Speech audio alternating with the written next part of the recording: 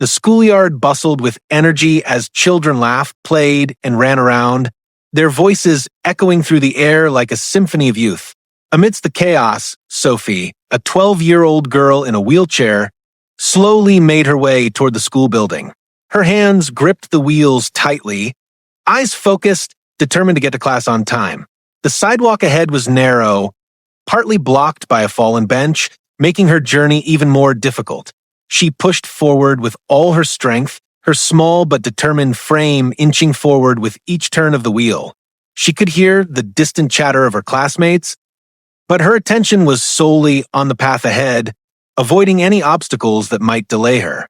From a distance, Barbara stood on the sidelines, arms crossed, observing Sophie with a cold, calculating gaze. Her lips curled into a subtle sneer as she watched Sophie struggle, her eyes scanning the sidewalk with an air of superiority. "Those kids should learn to stay out of the way," Barbara muttered under her breath, her voice dripping with judgment. "This is a nice neighborhood, not some playground for the disabled." Sophie's heart raced, but she refused to let Barbara's presence throw her off course. She kept pushing forward, each motion taking all her effort. But she couldn't shake the feeling that she was being watched. Why was Barbara staring at her like that? Was it just coincidence, or was there more to her gaze than met the eye? As Sophie pushed the wheels harder, the tension between them thickened, Barbara's passive-aggressive whispers clashing with Sophie's quiet resolve. As Sophie inched closer to the entrance of the school, she suddenly heard footsteps approaching from behind. The familiar, cold presence of Barbara loomed over her, and the air grew thick with tension. Sophie slowed her pace, her body instinctively tensing. She felt Barbara's gaze burning into her back before she heard the sharp, cutting voice. "You're blocking the sidewalk," Barbara sneered, her arms crossed tightly across her chest. Sophie flinched slightly, but kept her eyes forward, determined to ignore the bitterness in Barbara's tone. However, Barbara wasn't backing down. "This isn't the place for someone like you," she continued, her voice laced with condescension. "Move your chair, or I'll have you removed from the property." Sophie's heart raced as she turned to face Barbara, her palms sweating on the wheelchair's handles. She could feel the weight of the other students' eyes on her, their whispers and curious glances making her feel even smaller. But there was no way she was going to back down. "I'm not in your way," Sophie responded, her voice shaking but defiant. "You can go around." Barbara's eyes narrowed, her lips curling into a cruel smile. She looked around at the students, who now seemed to be watching with a mixture of shock and curiosity, before turning back to Sophie with barely concealed disdain. "I don't think you understand," Barbara spat. "You're a liability, a nuisance. People like you don't belong in places like this." Sophie's chest tightened as the words hit her like a physical blow. She wanted to say more, to fight back, but her nerves were starting to get the best of her. She could feel the weight of the situation pressing down on her, Barbara's words, the stares from the students, and the uncomfortable silence that had fallen over the area. Just as the tension reached its peak, Mr. Roberts, the school principal, approached. He seemed to emerge from nowhere, his eyes wide as he looked between Sophie and Barbara. His hesitation was palpable, his authority clearly wavering. "Let's not escalate this, everyone," Mr. Roberts said weakly, his voice lacking the conviction needed to calm the situation. "We can figure it out, all right?" But his attempt to diffuse the conflict only seemed to empower Barbara further. She shot him an irritated look, as if to say, "This is your responsibility to handle, not mine." Without waiting for a response, Barbara turned back to Sophie, her voice dripping with superiority. "You don't belong here, and you never will if you keep blocking the way." Sophie's grip on the wheelchair tightened, her knuckles white as she fought to stay calm. The words Barbara had spoken cut deeper than she was willing to admit. With each passing second, the weight of Barbara's judgment grew heavier, and Sophie realized that this wasn't just about a sidewalk. It was about a battle for respect, for a place in the world, and for her right to exist without being judged or silenced. The tension in the schoolyard had reached a boiling point, and Sophie could feel her heart racing as Barbara's voice rose in anger. With a swift motion, Barbara pulled out her phone, her hands shaking with fury as she dialed the number for the police. Sophie's stomach dropped as she realized how serious the situation had become. The fear was almost overwhelming, but she forced herself to stay composed, to not let Barbara see how much her threats had affected her. "I'm not going to let this slide," Barbara yelled, her voice cutting through the air. "You've been nothing but a nuisance since the moment you showed up here. I'll have you banned from this school if you don't listen." Her eyes were blazing with contempt, and her words were laced with cruelty. She turned to the few teachers standing in the background who seemed frozen, unsure of how to intervene. It was clear they weren't going to step in, not now, not when Barbara had taken control of the situation. Sophie's pulse thundered in her ears, but she refused to back down. She clenched her fists tightly around the handles of her wheelchair, willing her voice to remain steady despite the fear gnawing at her. "You're just angry because I'm in your way," she shot back, her voice shaking but resolute. "But I belong here too. I have just as much right to be here as anyone else." Barbara sneered, her expression twisted with disdain. "Belong? You don't belong here. You're a burden on everyone around you. You've been nothing but trouble since day one." Her words sliced through Sophie like a knife, and for a moment, Sophie felt the crushing weight of them, but she didn't allow herself to succumb to the hurt. She had fought too hard to let someone like Barbara tear her down now. Mr. Roberts, the school principal, appeared again, but his hesitation was palpable.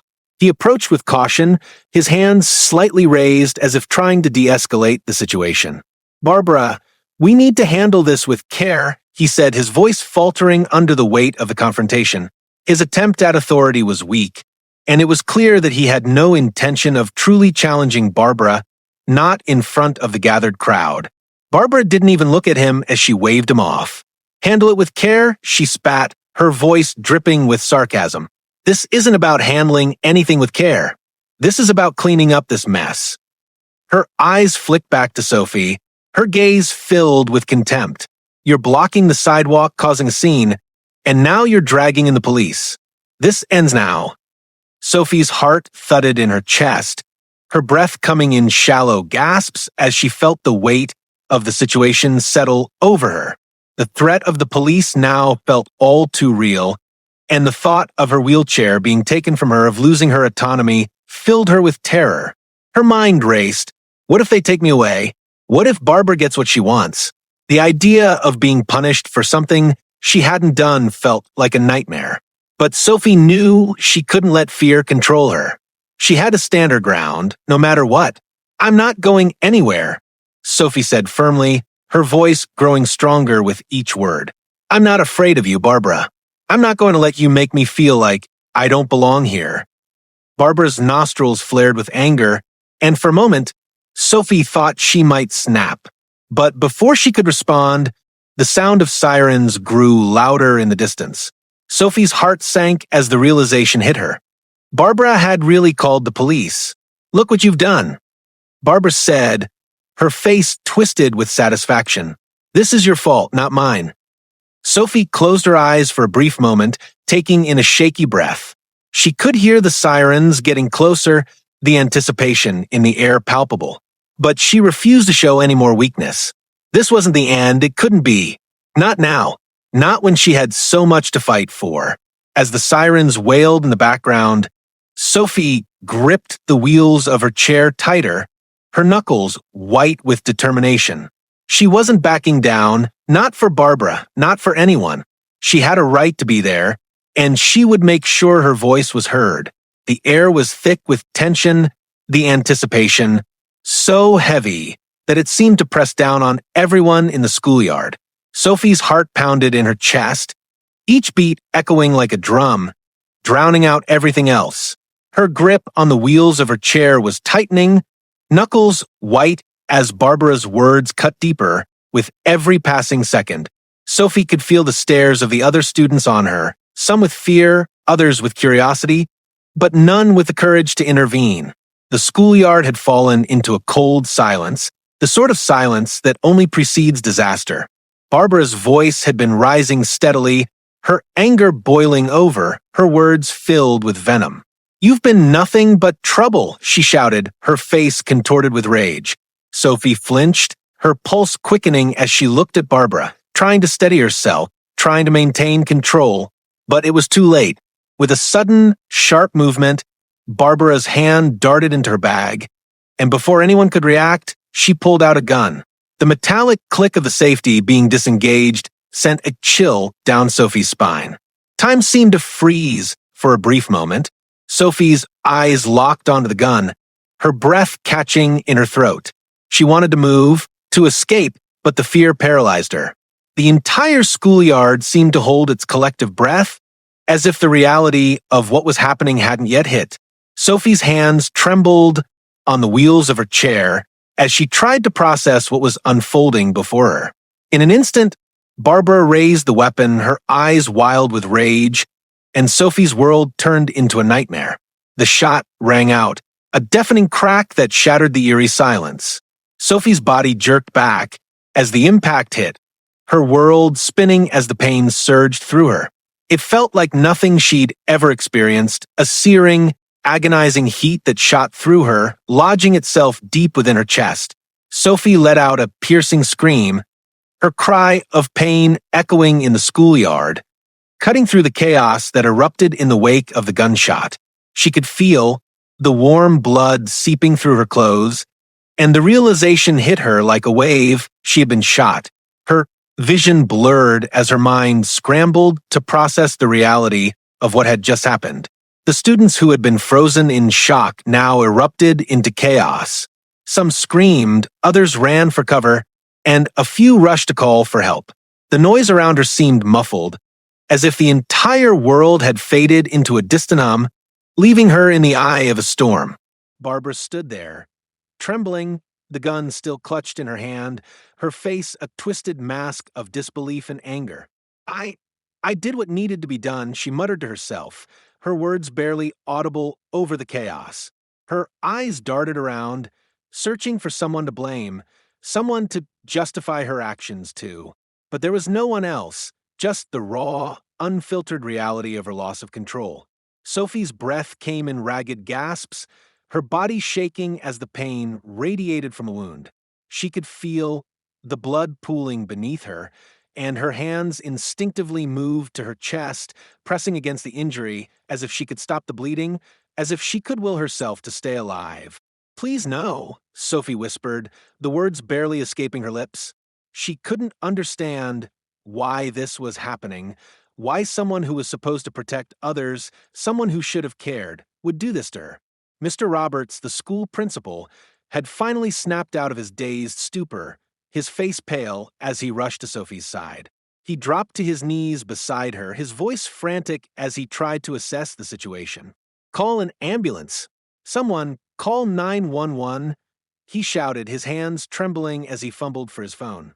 His eyes darted around, but no one moved to help, their fear freezing them in place. Sophie could see the panic in his eyes, his helplessness overwhelming him as the weight of the situation finally hit him. "Stay with me, Sophie," Mr. Roberts pleaded, his voice cracking as he tried to keep her conscious. Sophie could barely focus on his words through the haze of pain and fear that clouded her mind. She tried to hold onto his voice, to hold onto anything, but the world was spinning faster than she could keep up with. Her vision darkened, and she felt herself slipping into unconsciousness, but she fought it. She fought with every ounce of strength she had left because she couldn't let herself fall asleep. Not here, not now. The schoolyard was a scene of utter chaos, students scattered everywhere, their cries and shouts blending into a cacophony of terror. But Sophie's world had narrowed. All she could see was the blurred image of Barbara, standing there, the gun still raised in her shaking hands, her face filled with confusion and anger. Sophie's body trembled as her mind fought to stay awake, her breath coming in shallow bursts as she clung to the hope that somehow someone would make it stop, that somehow someone would take the gun from Barbara's hands and end this nightmare before it could escalate any further.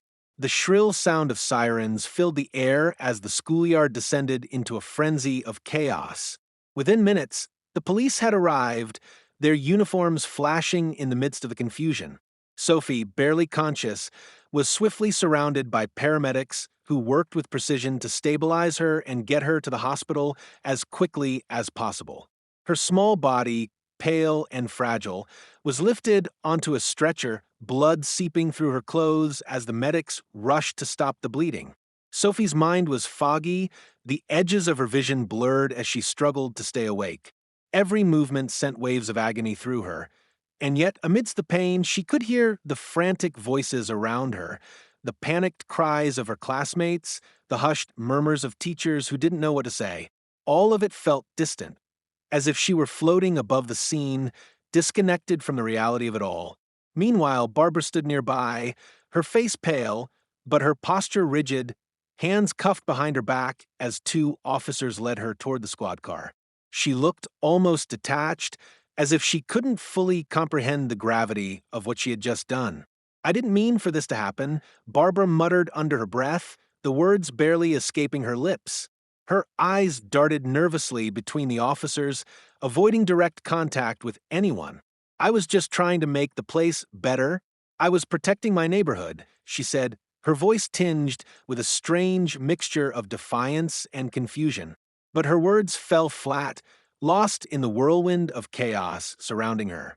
There was no explaining away what she had done, no justification that would ever make it right. Detective Miller, a tall, no-nonsense officer with years of experience under his belt, stepped forward as Barbara was placed in the back of the squad car. His expression was hard. His eyes narrowed in quiet fury at the woman who had just committed such a heinous act. He had seen plenty of violence in his years on the force, but something about this case, about the senselessness of it all, struck him deeply. He watched as Barbara was taken away, but his focus quickly shifted to the much more pressing matter at hand.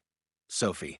Sophie's mother, Carla, had arrived at the scene moments after the ambulance, her face a mixture of panic and disbelief.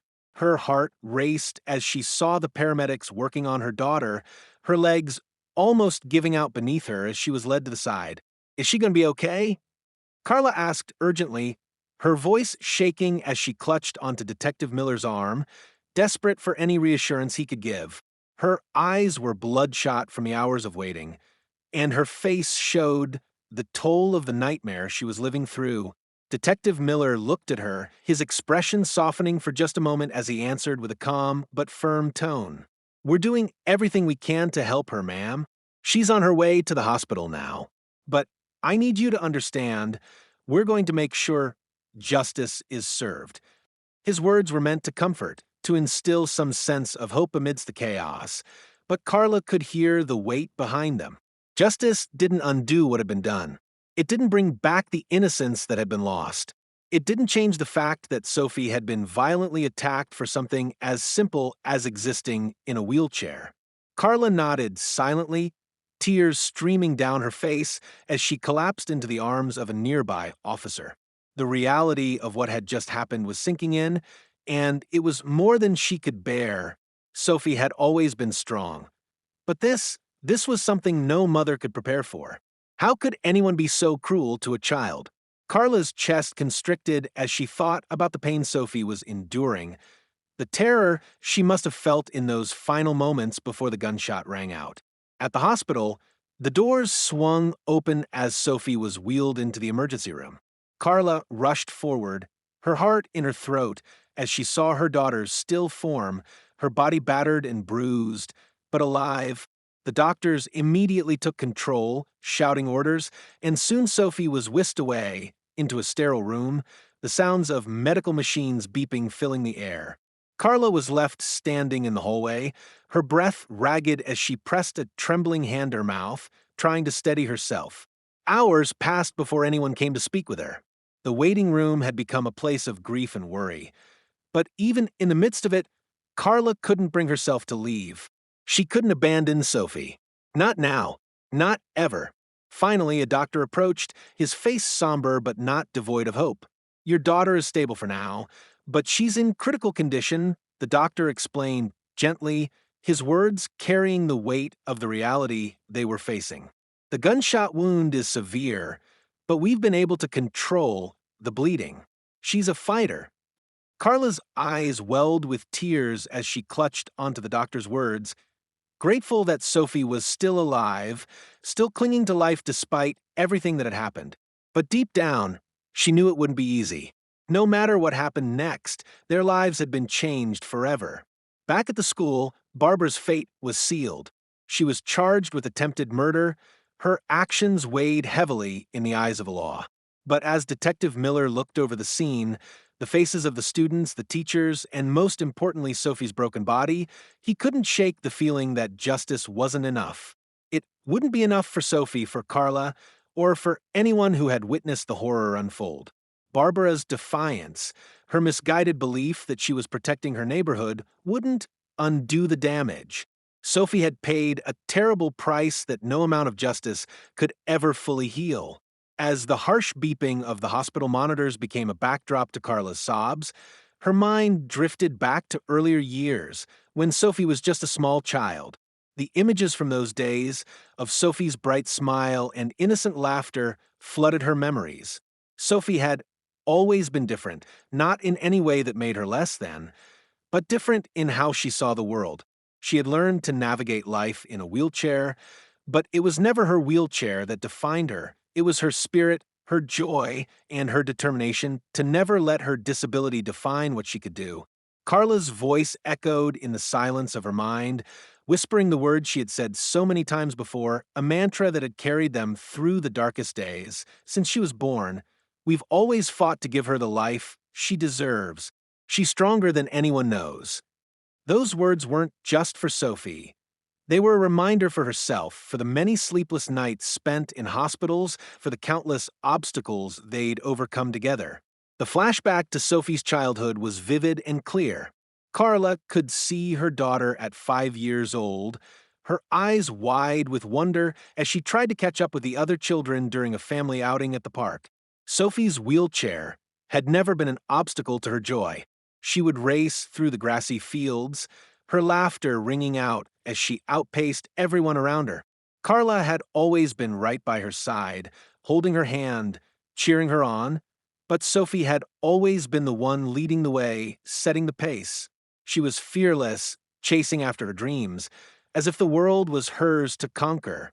In another flashback, Sophie was a bit older, around 10, struggling to get through the school doors, her wheelchair caught on the uneven pavement. The students around her didn't understand. They stared, some with pity, others with curiosity. Sophie's eyes flickered to the ground, her heart aching from the constant reminder that she didn't fit into the mold of what people expected of a normal child. Yet, in the face of these obstacles, Sophie never let herself feel defeated. She had a quiet strength that went unnoticed by many, but Carla saw it in every move, every word. She remembered the moment that had truly made her realize just how strong Sophie was. It was her first school play, and Sophie had been assigned a lead role despite her disability. The other children had doubted her ability to perform, whispering amongst themselves that someone in a wheelchair couldn't possibly handle the physical demands of the role. But Sophie, with that fierce determination in her eyes, had refused to let her chair be an excuse. The night of the play, she had rolled onto the stage, her face lit up with a smile that melted everyone's heart. She performed with such grace and poise that no one noticed the wheelchair at all. They only saw her, the brilliant, beautiful, determined girl who didn't need anyone's approval to be who she was. But life hadn't always been easy for Sophie. There had been struggles, moments where she had been treated as less than. Carla recalled the countless doctor's appointments, the looks of pity from strangers who saw Sophie as something to be fixed, something to be cured. It was hard to watch, to see the child she loved so much be reduced to a label, an object of sympathy. But Sophie, even as a young girl, never saw herself as broken. She knew that her wheelchair was just another part of her story, and it didn't make her any less capable, any less deserving of respect. Every time someone doubted her, Sophie found a way to prove them wrong. It was in these moments of quiet reflection that Carla realized just how deep Sophie's resilience ran. Her daughter had never allowed anyone to see her as weak, even when the world around her seemed to want to place that label on her. Sophie's strength wasn't just in her ability to push her chair forward, it was in her refusal to let the world define her. She had built a life for herself on her own terms, and Carla had watched in awe as Sophie blossomed into a young woman who would not be silenced, who would not be dismissed. But then came Barbara, the woman who, in one cruel moment, sought to strip Sophie of everything she had worked for. Barbara's words and actions were a stark contrast to Sophie's quiet strength. Where Sophie had always fought to make her voice heard, Barbara stood as a symbol of entitlement, her cruelty unchallenged by any sense of empathy. Sophie had never allowed her disability to become a burden on others, but Barbara saw it as a threat, an inconvenience to her carefully constructed world. It was this stark difference that fueled the anger and pain that now overwhelmed Carla. Sophie had spent her whole life fighting for her place in the world, and now, because of one woman's unprovoked cruelty, her daughter's life was hanging in the balance. But Carla knew that Sophie wasn't done fighting. As she stood there, the sterile hospital room surrounding her, she clung to the memory of the little girl who raced through the fields without a care, the girl who never let a wheelchair stop her from chasing her dreams. No matter how much pain Sophie endured, no matter the obstacles she faced, Carla knew that her daughter was stronger than any of them. This was not the end of Sophie's story. It was just another challenge in the long, beautiful journey that she had always faced with grace and strength. And no matter what happened next, Carla would be there, just as she always had been, cheering Sophie on every step of the way. The days following the shooting were the hardest of Carla's life, each moment filled with uncertainty and fear for Sophie's future. But as time passed and Sophie's body slowly healed, a sense of resilience began to emerge that would not be shattered by the trauma she had endured. Sophie was still in the hospital, her body bruised and battered, but her spirit was undeniable. Each day, she grew stronger, refusing to let the terror she had faced define her. She couldn't remember the exact moment of the shooting, but she remembered the pain, the fear, and the overwhelming sense of helplessness. Yet, even through all of that, one thing stood out in her mind: her desire to keep fighting, to keep living, to keep pushing for a world where she was not judged by her wheelchair, but by the strength and courage that lay within her. Sophie had always been a fighter, and this time was no different. She lay in her hospital bed, surrounded by her family, her loved ones, and the unwavering support of the school community. The doctor had just left after assuring them that Sophie's recovery was progressing, but there was no guarantee it would be easy. Yet, Sophie's determination refused to let her feel defeated. She was weak but not broken. She was afraid but not hopeless. "I'm not going anywhere, Mom," Sophie said, her voice a whisper but steady, her eyes meeting Carla's with a strength that was unmistakable. "I'll keep fighting for us. For me. For everyone who's ever been told they don't belong. This isn't the end." Carla's heart swelled with pride as she held her daughter's hand, the warmth of Sophie's resolve filling the room like a light that couldn't be extinguished. Sophie's strength was her anchor, her light in the darkest of times. Despite the physical pain she still endured, despite the emotional scars that ran deep, Sophie was more determined than ever to make sure that what had happened to her never happened again. Not to her, not to anyone. Outside the hospital, the community began to rally around Sophie. The students at her school had organized a vigil, their voices uniting in support of her. Teachers who had once stood by silently began to speak out against the injustice of what had occurred. Barbara's actions had united a school in a way no one had expected. And as word spread about the senseless violence, it became clear that Sophie was no longer alone. She had the support of her classmates, of teachers who had once turned a blind eye, and, most importantly, she had the strength of a family that refused to let the world tear them apart. Sophie's case became a rallying cry for justice. Detective Miller, who had been investigating the incident, was determined to make sure Barbara faced the full consequences of her actions. "We won't let her get away with it," Detective Miller assured Carla one afternoon when he visited Sophie's room. "She'll face the consequences of her actions, and we'll make sure of it." His voice was firm, and Carla knew that he was as committed to this fight as they were. Barbara's actions had not just violated Sophie's body, they had violated the very principles of justice, fairness, and compassion. And they would not allow her to go unpunished.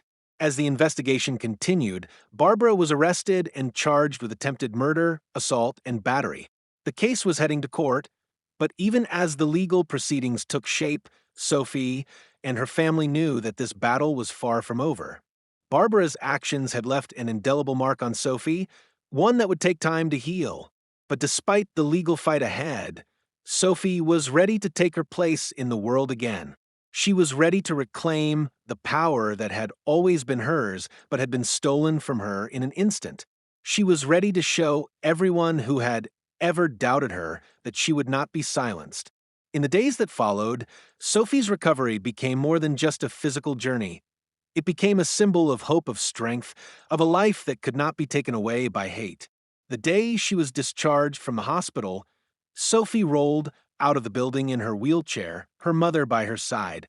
It wasn't just a victory for her recovery, it was a victory for every person who had ever faced injustice, every person who had ever been made to feel less than, every person who had ever been silenced by someone else's hate. As Sophie looked ahead, she could feel the weight of her journey, but she could also feel the immense pride that came with it. Her life, her story, her fight, it wasn't over. Sophie wasn't just moving forward because she had to. She was moving forward because she chose to. She chose to rise above the pain, above the hatred, and above the cruelty that had tried to break her. She wasn't going to let it define her. She would no longer let anyone else define who she was. As she wheeled herself toward a new chapter of her life, a new chapter filled with endless possibilities, Sophie knew one thing for certain: she would never stop fighting. Not for herself, and not for the world that still had so much to learn from her. And with every push of her wheelchair, she proved that no matter how hard the world tried to knock her down, she would always stand tall, strong, determined, and unyielding. The road ahead was still uncertain, but one thing was clear: Sophie had found her power, and no one would ever take it away again. The sun was setting as Sophie, surrounded by her family, left the hospital, the cool breeze brushing against her skin as she wheeled herself out of the doors. Carla walked beside her, her hand resting gently on Sophie's shoulder, a silent promise of support that had never wavered. For the first time in days, Sophie felt the weight of her struggles begin to lift, replaced by a quiet sense of determination. The road ahead was still long, and there would be challenges to face, but with each passing day, she knew she was becoming stronger. As they made their way down the steps, Sophie looked up at the sky, the colors of the setting sun reflecting her eyes, and for the first time in a long while, she felt a deep sense of hope. "We're going to be okay, Mom," Sophie said softly, her voice steady. Carla smiled, the exhaustion of the past few days still lingering in her eyes, but there's a spark of hope there now, too. "Yes, we will," she replied, her voice filled with conviction. Together, they stepped forward, knowing that no matter what obstacles lay ahead, they would face them together. With each push of Sophie's wheelchair, the world seemed a little less heavy and a little more filled with possibilities. The pain and injustice they had endured would never define them. Instead, they would define their own future, one of strength, unity, and unwavering resilience. As they walked forward, side by side, the message was clear. No hate, no injustice could ever take away the light within them. Their fight wasn't over, it had only just begun. If Sophie's story touched your heart, if you believe in standing up against injustice, and if you want to see more powerful stories of resilience and strength, make sure to subscribe to HOA, Karen Shorts. We bring you more gripping, real-life inspired stories that will keep you hooked, move you, and remind you that no matter what obstacles we face, we always have the power to rise above them. Hit that notification bell so you never miss an update, and join us in spreading a message of hope, courage, and the fight for what's right. Share this story with others who need to hear it, because together we can make a difference.